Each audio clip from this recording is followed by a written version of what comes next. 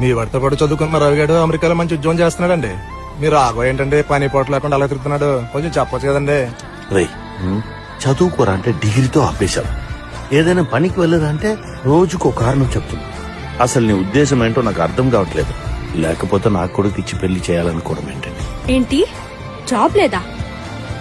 వాడు చెప్పినవన్నీ నిజాలని నేను కూడా మిమ్మల్ని నమ్మిస్తే పాపం మీ కూతురు జీవితం అన్యాయం అయిపోతుంది. అది కాదండి, వాడి గురించి ఎవరో చెప్తే మీరు ఆలోచించవచ్చు. తండ్రిగా నేనే చెప్తున్నా, వాడు మీకు కరెక్ట్ కాదు, వాడే కరెక్ట్ కాదు. రోజుకో 200 కావాలి. ఏం చేస్తుంటారు?